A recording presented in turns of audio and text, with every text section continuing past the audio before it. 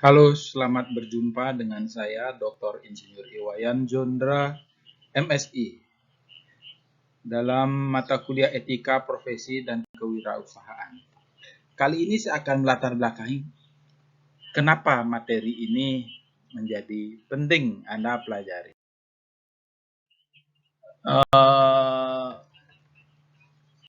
Presiden Amerika juga seorang wirausaha. Ya, jadi keren sekali ini wirausaha bisa jadi apa saja. Karena kalau sudah punya uang, segala sesuatu sangat mungkin diraih. Ya, kecuali yang namanya kebahagiaan. Karena yang bisa membahagiakan kita adalah hanya diri kita sendiri, bukan harta, bukan jabatan. Ya, oke. Yang jadi masalah justru 75% alumni perguruan tinggi ingin menjadi karyawan atau pekerja. Ini yang cilaka, gitu ya. Terlalu besar yang minat jadi karyawan. Padahal peluang untuk menjadi wirausaha sangat besar. 52% ingin bekerja di bidang sektor swasta. Artinya 52% ini kerja di sektor swasta, kalau kondisi COVID kayak seperti sekarang, dirumahkan, di PHK, dan lain sebagainya. 15% lagi ingin bekerja di bidang dagang, hotel, dan restoran. 10% ingin bekerja di bidang pertanian. Ini pertanian sangat kecil sekali, sementara semua orang butuh makan. 8% ingin bekerja di bidang industri. Ya, mungkin di Bali industrinya industri pariwisata. 5% lagi bekerja ingin di hanya 5% dari alumni perguruan tinggi yang ingin menjadi wirausaha. 13% yang ingin menjadi semi wirausaha. 7%-nya nggak jelas. Ya. 3% wirausaha adalah alumni perguruan tinggi. Sangat kecil sekali. Sudah jumlahnya 0,28% dan hanya 3% wirausaha perguruan tinggi. Seandainya aja orang wirausaha itu ada alumni perguruan tinggi yang memiliki tingkat intelektualitas yang lebih tinggi, tentu kemajuan wirausaha menjadi semakin cepat. Beginilah kira-kira alumni kita.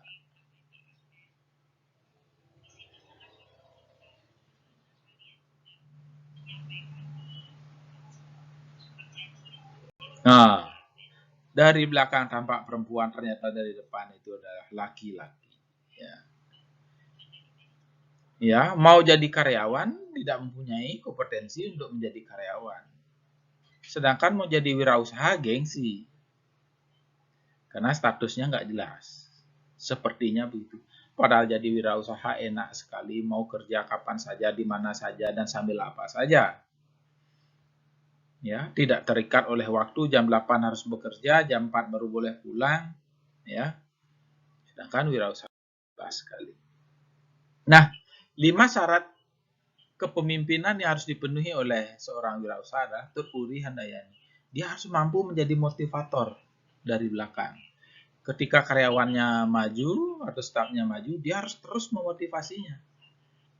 Dia Angun Karso di tengah-tengah memberi bimbingan. Ketika berbaur sama karyawan, dia justru memberi bimbingan, arahan, kemudian teori-teori, hal yang bersifat praktis kepada bawahannya, sehingga dia mampu mengantarkan usahanya mencapai tujuan organisasi tersebut. Engarso Somtulodo di depan dia menjadi panutan. Jadi seorang wirausaha itu harus betul-betul menjadi panutan. Panutan dalam hal apa? Berpikir, berkata, dan berbuat. Jangan omongannya saja panutan, tetapi berpikir dan berbuatnya tidak. Karena bagaimanapun juga semua awalnya dari pikiran. Sudah dipikirkan yang baik, kemudian dikatakan yang baik, kemudian dilaksanakan yang baik. Sakti tanpa aji. Jadi pendekatan WWK, iptek, menyadarkan dan selalu disegani. Jadi ini seorang wirausaha begitu. Tidak perlu orang banyak-banyak. Tak perlu sikap premanisme, tetapi dia mengedepankan pengetahuannya untuk mengatasi permasalahan sehingga mampu terselesaikan dengan baik dan justru mendapat profit dari aktivitas tersebut. Maju tanpa bala, bersikap kesatria di depan, berani berkorban jiwa raga. Nah, itu. Jadi, seorang wirausaha itu sangat berani, harus mental wirausaha itu harus begitu. Tidak harus menunggu kesiapan pasukan. Jadi dengan berbagai perhitungan, risiko dan profitnya, dia berani maju sendiri. Bekerja sendiri, bekerja bersama orang lain, bahkan sampai berbisnis sekalipun. Namun semua hal tersebut, kelima syarat tersebut, kuncinya adalah pada jaringan atau teamwork. Seorang wirausaha akan sulit maju kalau dia itu hanya bekerja sendiri. Penting sekali jaringan. Tidak ada bisa Anda bekerja sendiri hanya pada sehingga pergaulan Anda ketika kuliah ini menjadi sangat penting. Tidak cukup hanya bergaul dengan orang-orang elektro saja, tapi perlu juga bergaul dengan orang jurusan lain. Karena sebagai seorang wirausaha, Anda tidak cukup hanya tahu tentang elektro saja. Anda perlu tahu pembukuan, Anda perlu tahu surat menyurat, gitu kan. Ini penting sekali. Kalau Anda tidak pernah berorganisasi, surat menyurat tidak tahu, pembukuan tidak tahu, mau jadi wirausaha gimana caranya? Nggak bisa. Gitu. Kalau surat menyurat tidak telaten, menyerahkan surat tapi tidak ada tanda terimanya. Pernah itu kakak kelas Anda itu mengajukan permohonan PKL, minta bantuan ke saya difasilitasi, setelah saya tanya, ternyata suratnya diserahkan tidak ada tanda terimanya. Ya gimana ngelacaknya? Saya sulit. Itu. Jadi penting sekali pemahaman organisasi itu. Dan belajar bagaimana hal-hal tentang administrasi.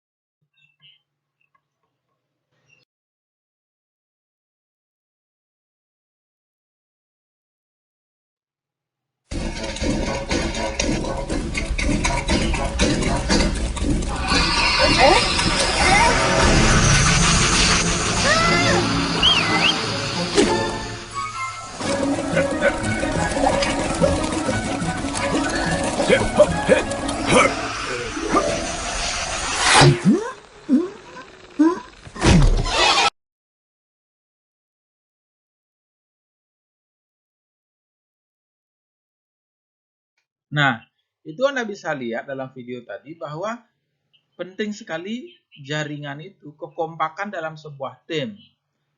Ya, menghadapi musuh besar kalau sendiri itu nggak bisa. Musuh besar Anda di era globalisasi ini apa? Ya, pelaku ekonomi dunia. Ya, itu. Ya. Bagaimana kita bisa menang kalau kita kerja sendiri?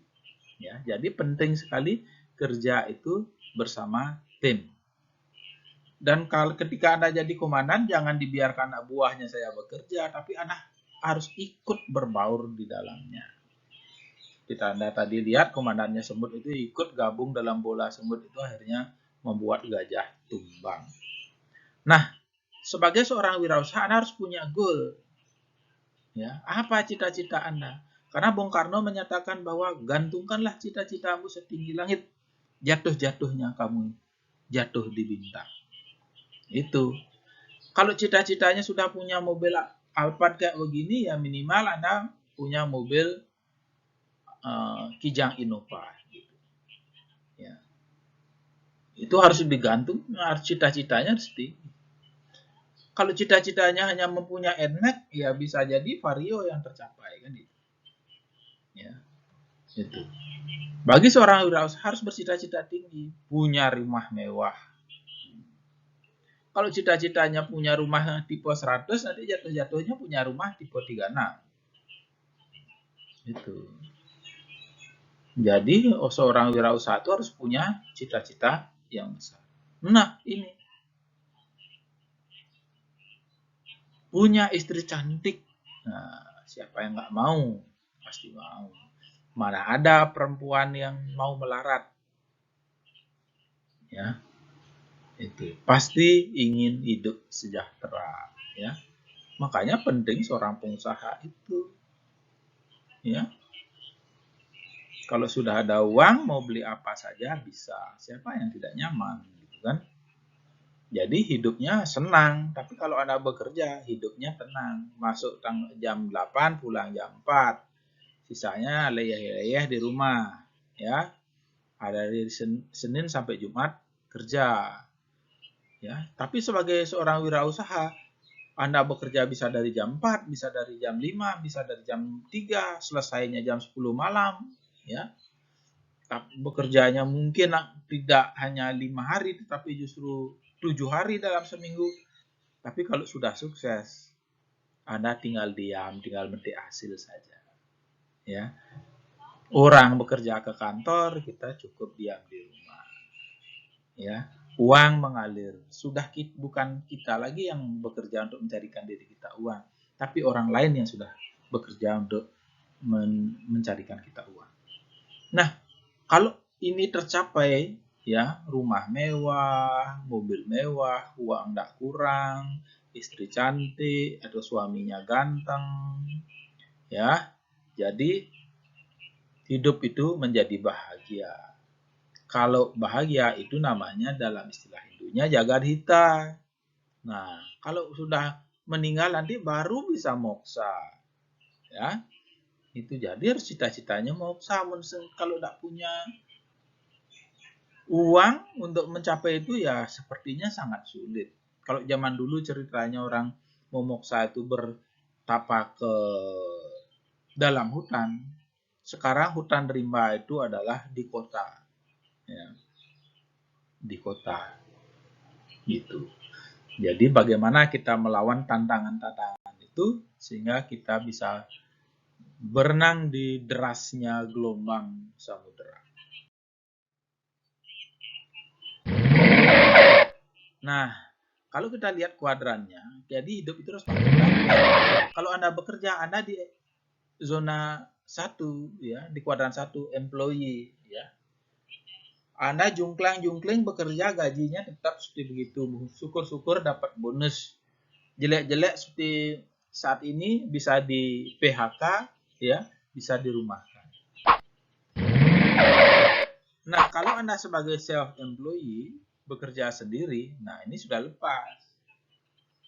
Semakin kuat Anda bekerja, semakin banyak uang Anda. Itu. Tapi kalau Anda sebagai employee, kerja jungkling, kuat tenaga, ya hasilnya hanya gaji bulanan. Kalau self-employee, kalau kita kerja keras, banyak uang yang bisa kita. Kalau kita tidak bekerja, ya tidak dapat uang. Tetapi uang yang sudah kita dapatkan sebelumnya, kita nikmati. Nah, kalau bisnis, nah ini kalau saya juga sudah ada di sini, di bisnis ini. Kalau sudah di bisnis, kalau self-employee masih kita bekerja untuk carikan kita uang. Tapi kalau sudah bisnis, orang yang bekerja mencarikan kita uang. Pegawai kita, karyawan kita, ya itu yang bekerja mencarikan kita uang. Nah, kalau investor, itu lebih hebat lagi. Uangnya yang mencarikan uang. Uang kita yang mencarikan kita uang. Kita tidak perlu ngurus manusia lagi. Tinggal store aja, tinggal beli saham sana sini, ya. Akhirnya akhir tahun terima dividen. Nah, tujuannya kuliah ini adalah mahasiswa memiliki gambaran tentang kewirausahaan, ya, memahami kondisi kewirausahaan, ya, mengenal beberapa tokoh wirausaha, ya. Nah, ini Anda lihat dari sekian ini 24 orang kaya ini nggak ada pegawai ini, semua pengusaha. Bill Gates, ya, Jeff Bezos, Mark Zuckerberg, ya, gitu. Jack Ma, ya, ini, ya. Jadi ini pengusaha-pengusaha top ini yang jadi kaya, bukan karena dia jadi. Jadi wirausaha ini memiliki peluang yang sangat besar di Indonesia.